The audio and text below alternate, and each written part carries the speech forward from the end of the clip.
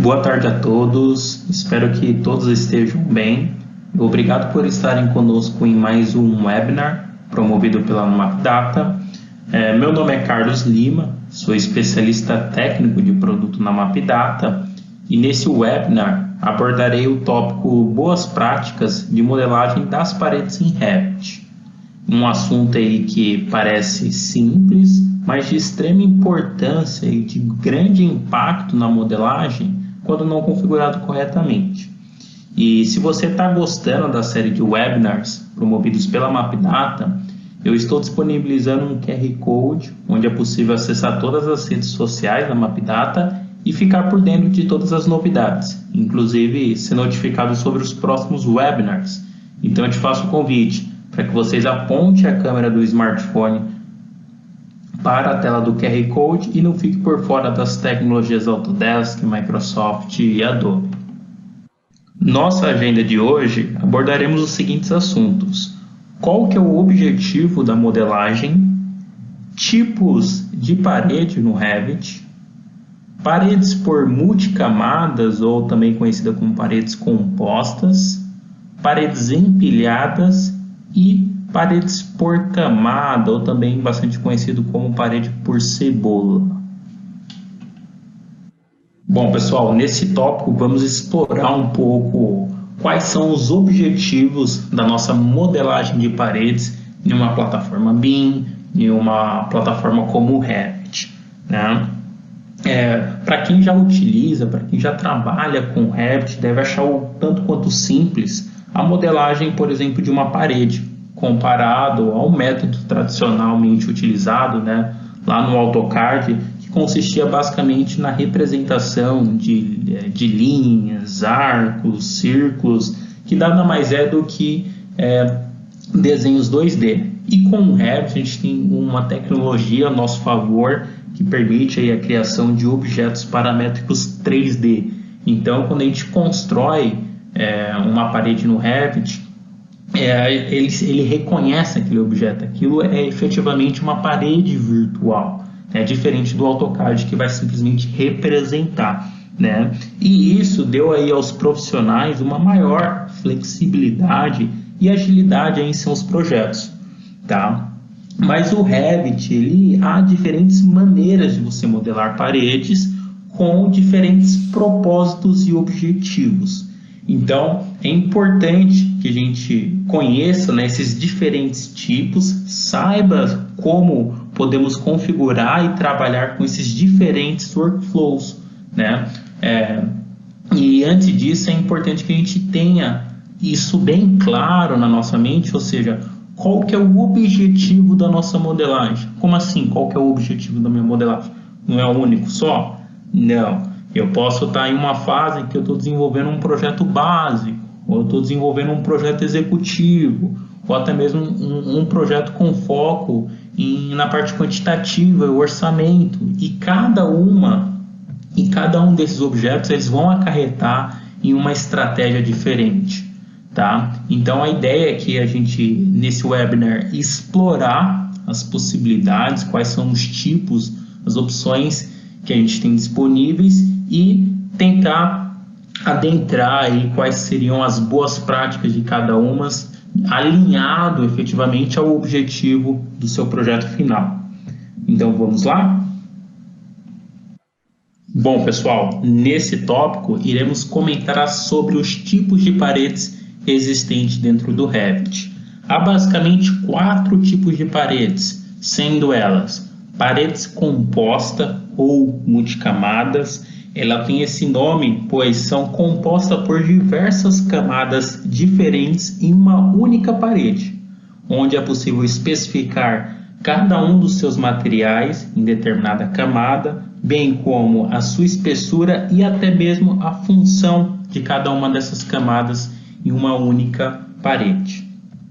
As paredes empilhadas, que se caracterizam um sistema de paredes com 2 ou mais paredes existentes, de forma que ela fica empilhada no topo da outra. As paredes empilhadas, elas podem ter alturas, espessuras e texturas diferentes. Somente é possível criar, uma parede empilhada a partir de paredes existentes, como por exemplo a parede que vimos anteriormente, a parede composta.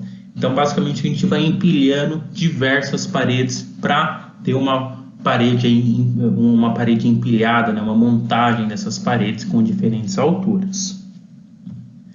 Parede cebola. Tá? A parede cebola ele tem esse nome pois recebe o feito de uma analogia de uma cebola, ou seja, camada por camada. As camadas de revestimento elas são modeladas como se fosse uma cebola, uma por uma. Então eu posso construir diferentes camadas, por exemplo, de alvenaria, chapisco, esboço, reboco, revestimento e por aí vai. Eu vou modelando camada por camada. E por último, as paredes cortinas. As paredes cortinas elas são consideradas paredes com uma função normalmente externa, e ficam anexadas a um edifício. Esse tipo de parede ele não tem uma função estrutural ou sustentação. Elas geralmente são finas, possuem os castilhos, os painéis de vidros, são as tão famosas pele de vidro. E basicamente o Revit ele permite aí que a gente faça a criação de parede com esses diferentes tipos. Iremos comentar aí de forma mais detalhada sobre as características de cada uma e quando que a gente utiliza um determinado tipo de parede alinhado ao objetivo final do nosso projeto. Então vamos lá. Bom, pessoal, já aqui na tela do Revit, podemos explorar cada um dos tipos de paredes que vimos anteriormente, bem como as suas principais características, vantagens e desvantagens. Ou seja, a ideia desse webinar é justamente explorar esses pontos. Ou seja, quando eu utilizo uma parede composta, quando eu utilizo uma parede por camada, uma parede cebola, alinhado ao seu objetivo final do seu modelo BIM. Ou seja, se você vai desenvolver um projeto básico, um projeto executivo, ou até mesmo um projeto com foco em quantitativo. Então, a ideia aqui desse webinar é justamente a gente explorar esses pontos quando a gente utiliza uma parede, quando a gente utiliza uma outra e suas principais características, vantagens e desvantagens. O foco desse webinar não é explorar como é que a gente cria uma parede, como é que a gente configura uma parede. Se é o seu primeiro contato com Revit, ainda você não sabe como é que você realiza a criação dessa parede, eu te convido a estar realizando aí um dos treinamentos da MapData, sobre Revit, e esse já é um primeiro passo aí para você dominar esse assunto. Então vamos lá? Bom, nesse projeto aqui, exemplo, eu fiz a construção aqui de algumas paredes, fiz a inserção de um forro, coloquei aqui alguns componentes, portas, janelas. Vamos falar aqui de alguns pontos dessa primeira parede que iremos comentar, que é uma parede composta. Perceba que eu adotei a seguinte nomenclatura. Essa parede composta ela tem ALV de alvenaria, bloco cerâmico 14 cm, acabamento interno e externo em gesso. Tá? Se eu clicar aqui em editar tipo e editar estrutura, eu consigo ver cada uma dessas camadas. Então eu tenho aqui o núcleo da minha parede, que consiste aqui numa função estrutural, com material tijolo cerâmico e espessura de 14 centímetros. Já do lado externo, eu tenho material em acabamento gesso liso, espessura de 0,5 centímetro, e isso se reflete aqui para o lado interno. Lado interno e externo também possuem a mesma camada, tá? Então, eu apliquei esse revestimento nessa parede composta. Vamos supor que eu queira, na parte interna aqui do meu modelo, um revestimento cerâmico, né? Então, a parede composta ela consiste exatamente em a gente construir cada uma dessas camadas, né? Ou seja, eu poderia simplesmente duplicar essa parede e colocar aqui a abreviatura, em vez de gesso, cerâmico. Então, vou colocar a abreviatura de cerâmico, ok. Eu edito essa estrutura e basicamente no lado interno eu posso trocar o tipo de acabamento. Lembrando, pessoal, aqui é só um exemplo, tá? Não estou construindo todas as camadas, tá? Eu vou buscar aqui um material cerâmico 30 por 30, por exemplo, né? Então, ele já alterou aqui, inclusive eu posso até mudar a espessura para ficar mais nítido a nossa visualização, tá? Então, mudei a espessura, confirmei com OK, né? E perceba que ele já vai refletir o meu modelamento, né? Se ele colocou aqui do lado interno ou externo, eu consigo dar um flip na parede, eu consigo inverter os acabamentos. Vamos supor que eu quero exatamente o revestimento desse lado. Legal, mas vamos supor que eu não queira um revestimento até o teto, né? Eu queira passar aqui uns 10 centímetros, 5 centímetros do meu forro, né? Como é que eu trabalho com esse tipo de parede composta, né? Sendo que todas as configurações de camadas são estendidas até o topo. Até existe uma configuração que permite você estar realizando essas devidas alterações. Se eu clicar aqui em editar tipo, editar estrutura e clicar em visualizar, eu consigo enxergar uma seção da minha parede. Tanto é que eu consigo mudar aqui para planta, para corte. E se eu for, por exemplo, colocar uma vista de corte, tenho aqui uma setagem que permite eu modificar a estrutura vertical da parede, né?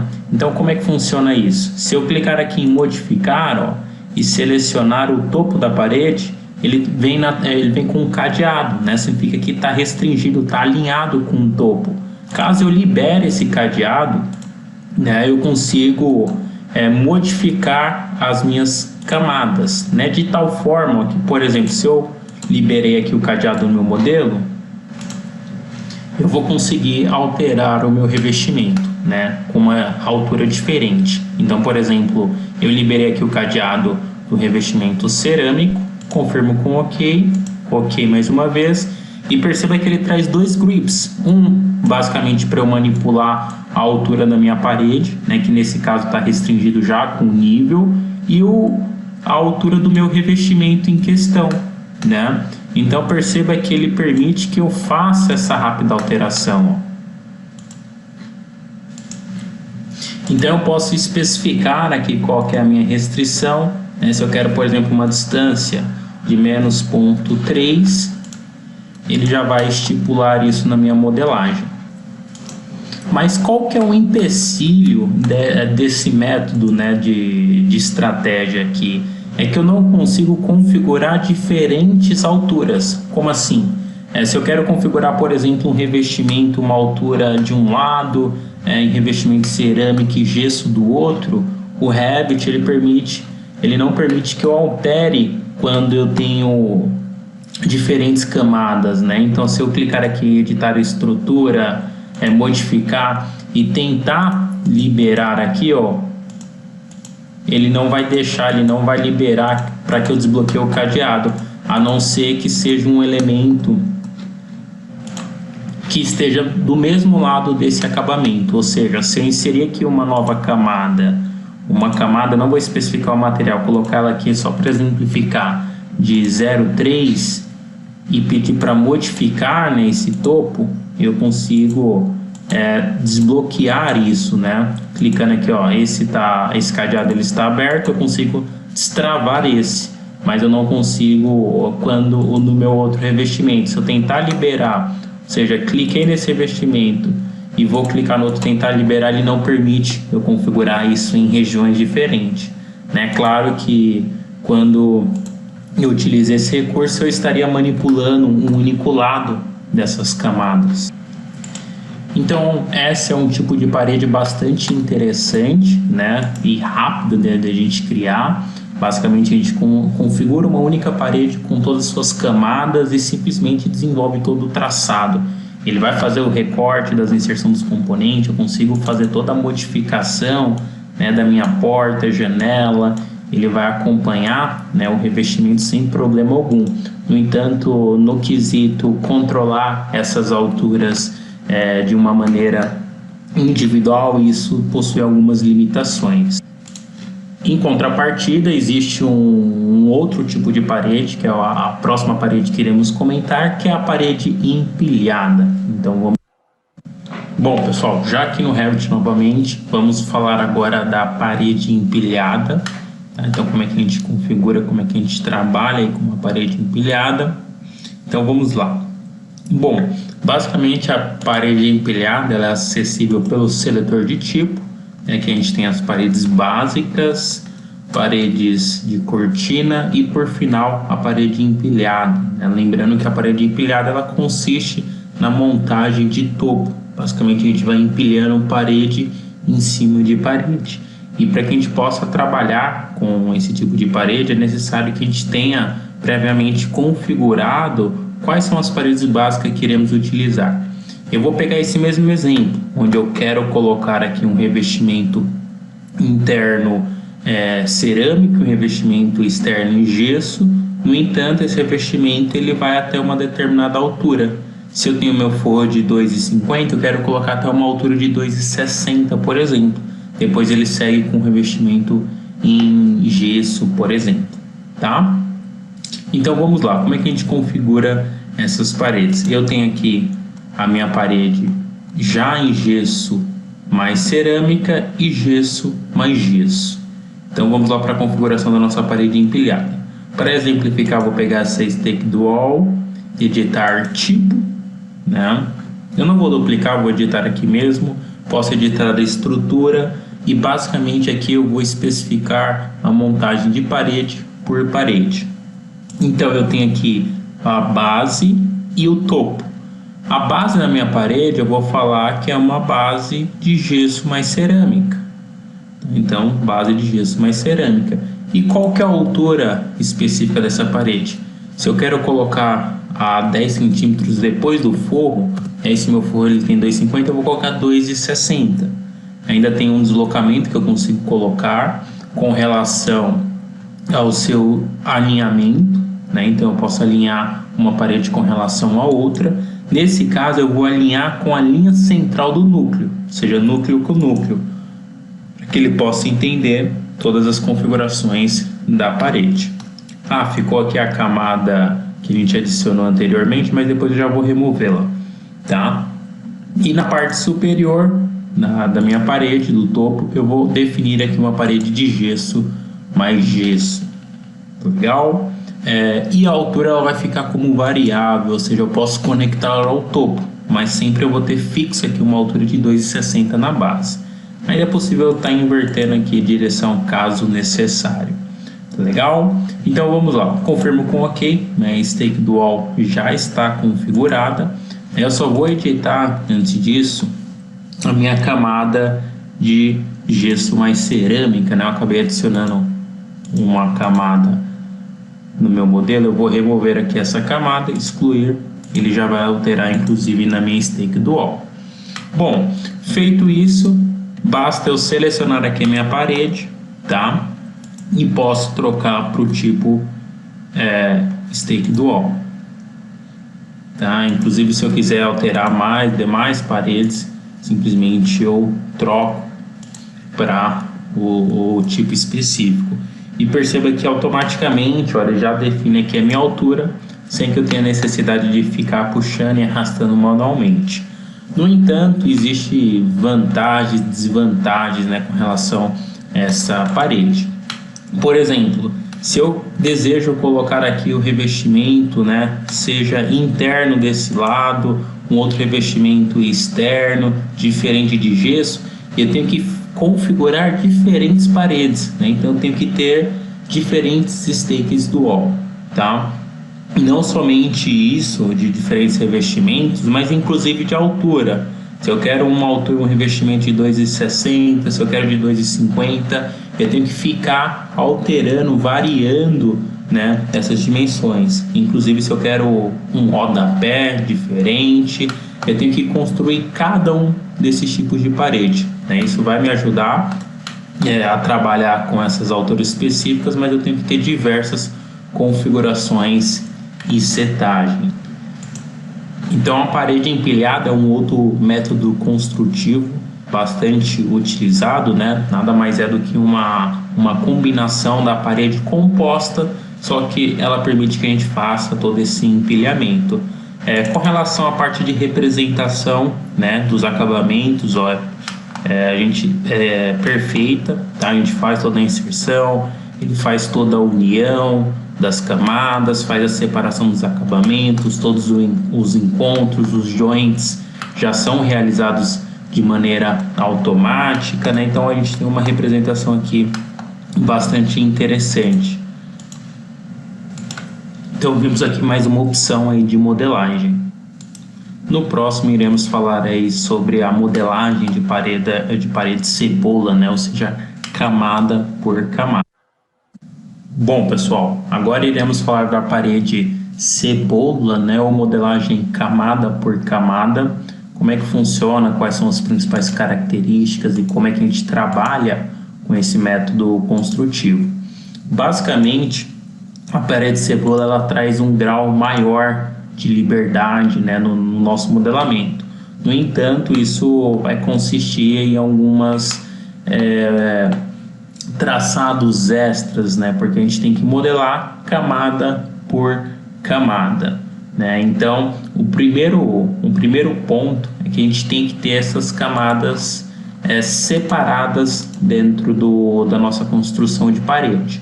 Por exemplo, eu tenho aqui uma camada já que é simplesmente a minha alvenaria, né, de cerâmico 14 centímetros. Então, se eu pegar aqui, por exemplo, essas paredes e trocar para essa alvenaria, eu tenho aqui minha única camada, tá? E com base nisso eu vou construir paredes com diferentes revestimentos. Eu vou pegar o mesmo exemplo e vou construir dois revestimentos, um em gesso e outro cerâmico, para estar representando aí a construção desse método. Então vamos lá. Eu ainda não tenho essas paredes, não tenho essas camadas, então eu vou criar uma derivação a partir da minha alvenaria bloco cerâmico. Então vou duplicar essa parede, vou simplesmente colocar aqui, ó, revestimento gesso liso, tá? Pura e simplesmente é onde eu vou alterar a estrutura, né? Em vez de ter um material de alvenaria, eu vou selecionar o material de gesso. Já apliquei aqui um gesso liso, onde eu vou especificar aqui uma espessura de 0,5 centímetro, tá? Já tenho aqui a minha parede básica de gesso liso. Vou duplicá-la novamente e vou criar minha parede de revestimento cerâmico. Eu tenho um material específico que é o cerâmico 30 por 30, né? Então criei aqui meu novo tipo, vou alterar o material, vou pegar aqui, ó, cerâmica 30 por 30 e vou alterar aqui a espessura para que fique visível aí a construção da nossa parede. Ou seja, eu já tenho aqui as 3 camadas, tá legal? E como é que seria o traçado, como é que seria esse modelamento? Eu posso simplesmente, né, selecionar aqui um revestimento específico. Por exemplo, eu quero pegar aqui o nosso revestimento de gesso liso, tá? Então eu posso trabalhar com as mesmas configurações, né? Eu vou conectar ele aqui no meu nível STR térreo, STR laje e pronto, né? Eu tenho aqui as minhas referências onde eu posso traçar com um núcleo, referência à face externa, e simplesmente eu posso traçar o meu modelo até o meu ponto final. Ou eu também posso traçar essa parede de tal forma que eu faça um alinhamento. Vou estar realizando esse alinhamento, por exemplo, na parte interna, para vocês verem como é que funciona também, tá? Então, simplesmente eu apliquei todo o meu revestimento. Perceba que eu consigo controlar as alturas, né, de forma individual, mas nesse caso aqui eu coloquei até o topo, tá? No entanto, perceba que não houve um recorte dos componentes que foram inseridos dentro daquela parede, por exemplo, como essa porta e essa janela. Porque há necessidade, nesse caso, por exemplo, de eu unir essas duas paredes. Então eu preciso falar para o Revit, ó, essas duas camadas aqui de parede faz parte de uma única parede. Então, aqui na aba modificar eu tenho a ferramenta de unir geometria, onde ele permite que eu possa unir essa parede com essa parede, e automaticamente ele vai estar realizando o recorte. Legal? Então, se eu acessar aqui minha visualização, eu tenho toda a representação aqui dos meus revestimentos, que aplicou todo o recorte, bacana. E com base nisso eu consigo criar, por exemplo, agora o meu revestimento cerâmico, né? Deixa eu localizar aqui, revestimento cerâmico 30 por 30. E eu posso realizar os traçados internos, né? Não necessariamente eu preciso desenhar alinhado, né? Eu posso simplesmente desenhar afastado e utilizar das ferramentas de alinhar, também seria uma possibilidade, onde eu alinho meus revestimentos, né? Posso inclusive travar as restrições, ali fazer todo o alinhamento de topo, também é uma possibilidade. E essa possibilidade, ela permite que eu controle a minha altura. Então, se eu não quero conectar ela no topo, eu posso definir como não conectado e tenho uma altura de 2,60, por exemplo, né? E isso vai permitir que, por exemplo, eu controle isso de uma maneira individual, né, com relação ao meu revestimento interno. Não somente isso, mas eu posso modelar camada por camada, né? E com base nessa camada eu posso criar, por exemplo, rodapé. Então vamos supor que eu queira criar esse revestimento aqui, ó, um rodapé. Posso fazer todo o alinhamento das paredes e falar que a altura dela é de 0,08, por exemplo, né? Então eu tenho, através desse método, total liberdade para controlar individualmente qualquer que seja as camadas, né, e suas alturas. E é claro que esse método é um pouco mais trabalhoso, né? Existem seus pós e contras, né? Inclusive a necessidade de a gente estar realizando os joints, fazer todas as uniões entre os componentes que são recortados.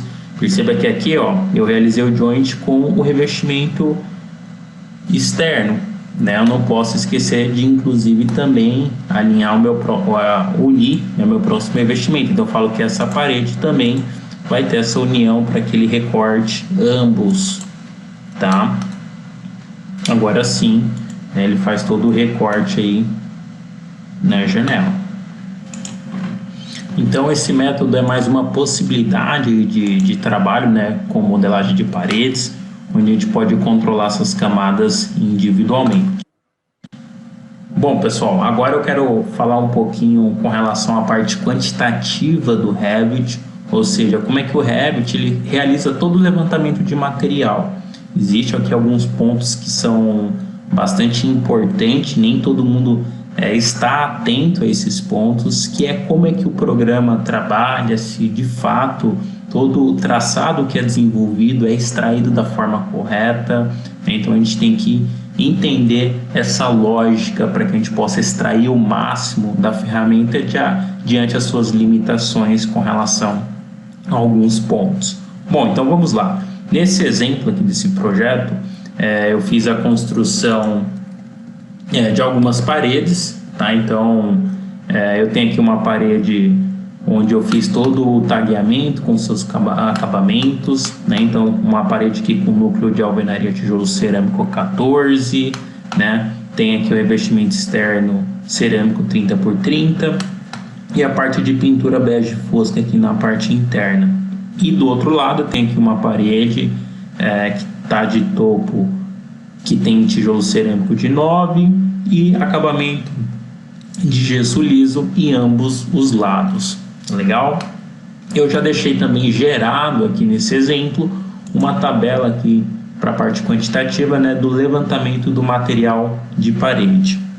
Antes de comentar dessa tabela, essa parede, o método construtivo utilizado foi o composto, tá? Então eu configurei todas as camadas dentro de uma única parede, mas para a parte de extração de quantitativo, o Revit ele faz esse levantamento seja numa parede composta, ou seja numa parede empilhada, ou até mesmo uma parede cebola, ele vai extrair da mesma forma, né? O que vai diferenciar é o método construtivo com base no que iremos ver aqui ao longo desse exemplo, tá? Então vamos lá. Vou abrir aqui a minha tabela, tá? Eu vou colocar aqui um comparativo de janela lado a lado, tá? Então vou colocar lado a lado. Eu estou com o meu desenho, né, e com o meu levantamento aqui de material de parede. Então basicamente aqui eu tenho toda a descrição da parede, estou levantando a área, comprimento e volume. Vamos analisar esses dados individualmente. Se eu pegar aqui a minha alvenaria tijolo cerâmico, perceba que ela possui uma área de 3 metros. E por que 3 metros? Eu coloquei aqui uma cota, ó, criei planos de referência, né, para que a gente possa analisar isso com mais detalhes, né? Tem 1 metro por 1 metro e essa parede, obviamente, ela vai ter 1 metro de comprimento. 3 metros porque se eu acessar uma dessas elevações, ó, por exemplo, essa elevação, eu tenho aqui uma cota da minha base até o topo de 3 metros. Então, se a gente multiplicar o comprimento aí vezes a altura, a gente vai dar aqui 3 metros. Legal, perfeito, o Revit extraiu aí essa informação da maneira correta. Se eu for analisar agora a alvenaria tijolo cerâmico, de 9, de 14, também 3 metros, bacana. Gesso liso, ele trouxe 6. Por que ele trouxe 6? Porque eu estou utilizando em ambas na mesma parede dos dois lados, né? 3 de um lado, 3 do outro, contabiliza 6. A pintura bege fosca, que a gente já tem uma observação. Se a gente analisar o modelo, a pintura bege fosca ela está sendo revestida nessa parede, tá? E no entanto existe aqui um trecho que ela está de topo. Então não necessariamente existe um revestimento aqui. Então eu teria que descontar essa área, né, que está de topo com relação à minha parede. Então ela não seria exatamente 3. Vamos entender um pouquinho dessa lógica aí, tá? E o revestimento cerâmico 3 metros também está correto, tá? Então o adendo aqui a pintura bege fosca, já vamos falar sobre isso. Agora vamos analisar também, pessoal, o comprimento. Então o comprimento ele tem aqui, ó, alvenaria tijolo cerâmico 14 cm, 1 metro, ok. Tem aqui a pintura bege fosca, 1 metro, tá? É uma observação. Revestimento cerâmico, 1 metro, ok. Mas existe aqui alguns dados que estão sendo colocados 1,08. Da onde é que o Revit ele está tirando isso? Perceba que é tanto no cerâmico 9 cm quanto no gesso liso. Se essa parede ela inicia daqui e ela vai até esse ponto, tinha que ser 1 metro, tá? E por que ele está me contabilizando aqui o comprimento, né? Se eu for fazer um levantamento, por exemplo, de rodapé com base no comprimento da parede, eu vou ter um quantitativo errado, tá? Por quê? A gente precisa entender como a ferramenta funciona, tá? Como é que ela trabalha e o porquê ela trouxe essa informação, tá?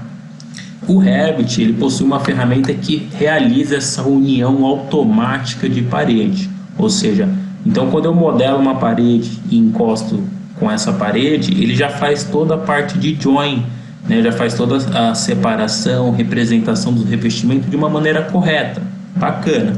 No entanto, isso fica não tão assertivo na parte quantitativa. Por quê?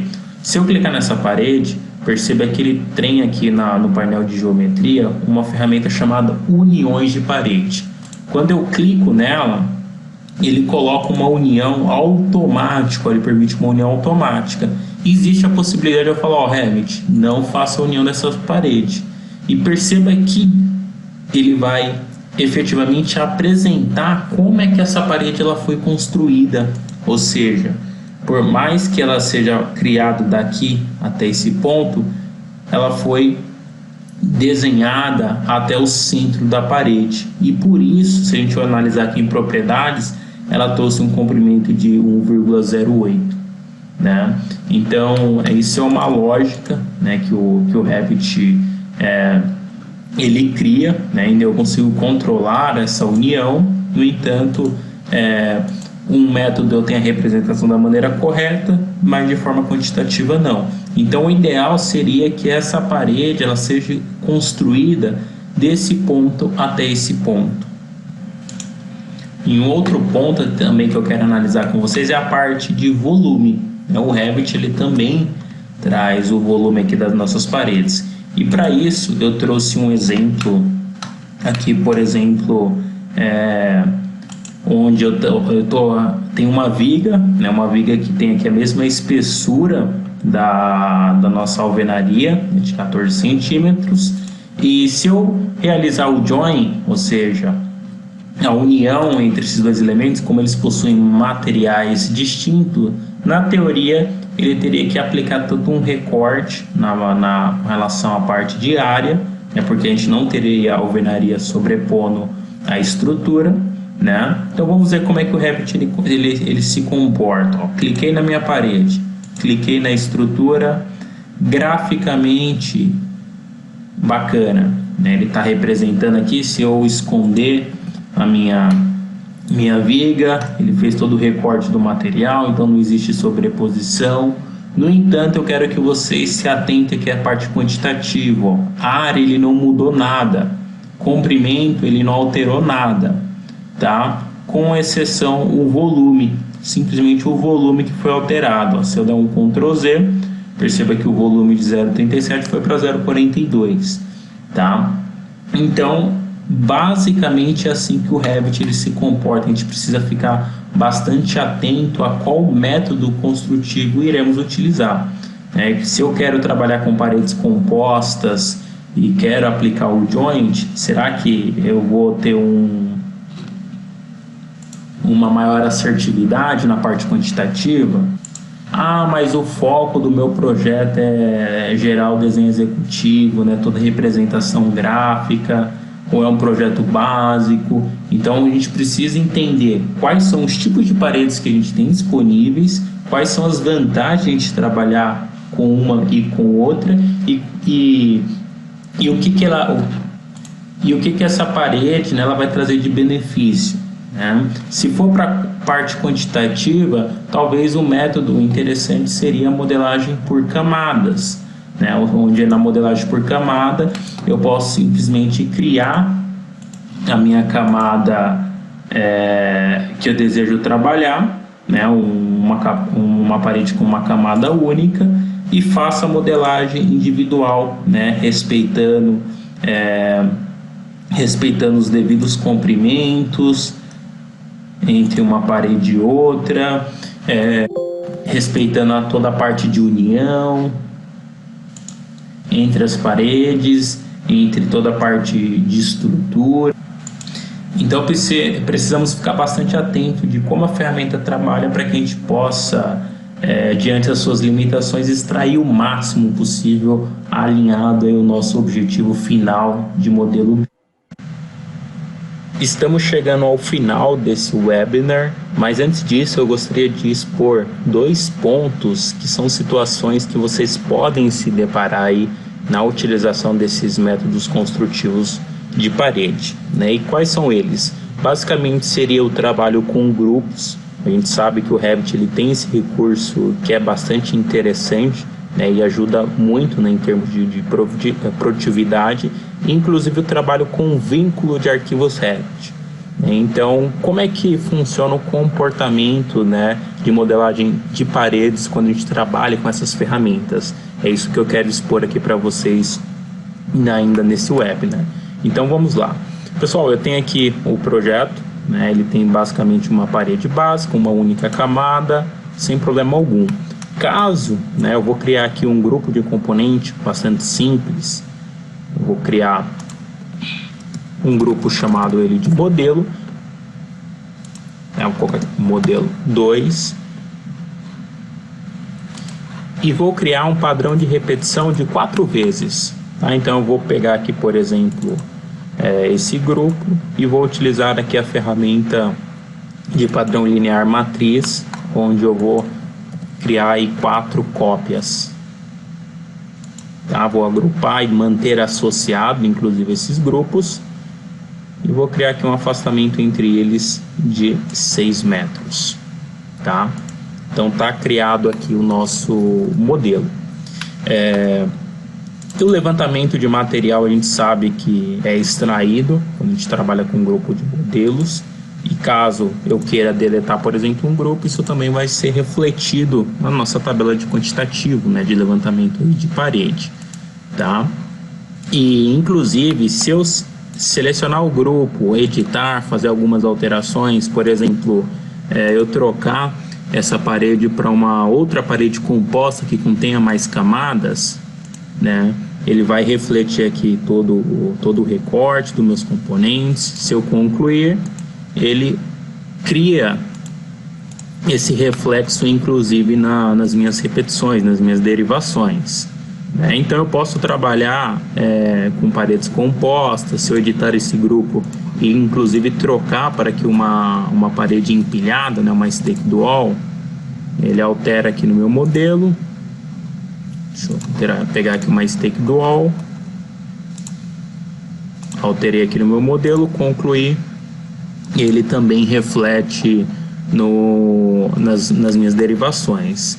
No entanto, a gente tem que ter algum cuidado, né, quando a gente trabalha com um grupo de componentes. Se, por exemplo, eu utilizar um método construtivo de modelagem por cebola, ou até mesmo uma alteração simples que seja entre as paredes, eu tenho que ficar atento na seguinte situação, né? Se de fato, quando eu alterar meu modelo, por exemplo, eu vou voltar lá para aquela parede básica de bloco cerâmico de 14 centímetros. Alterei aqui no meu modelo, ele alterou perfeitamente, tá?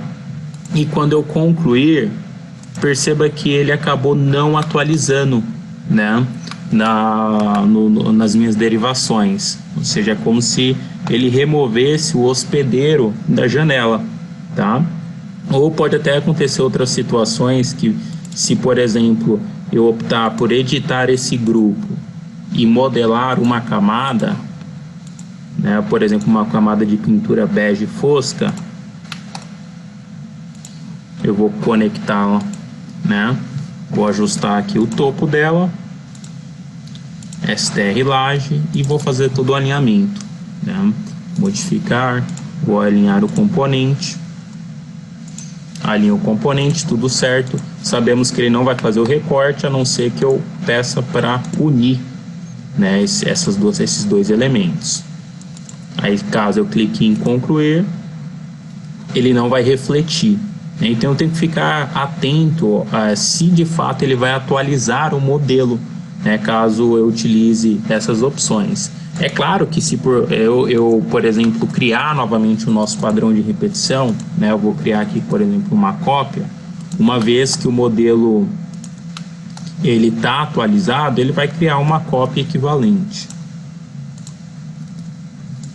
Ele cria aqui uma cópia equivalente, ele faz todas as atualizações dos recortes, união e assim por diante, tá? Mas é um ponto aí que a gente tem que ficar atento se o Revit vai executar aquilo de fato que a gente pensa, né, que ele está realizando, tá legal? Então essa seria uma situação quando a gente trabalha com grupos de componentes.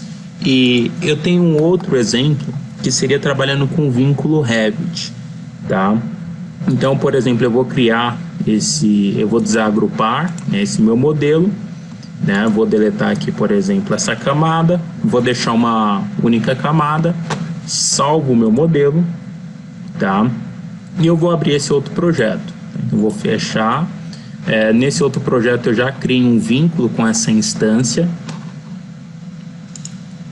Ele trouxe aqui para mim, ó, perceba que eu tenho um projeto onde eu criei novamente 4 repetições, só que com um vínculo, né, onde ele está utilizando aquela minha referência anteriormente.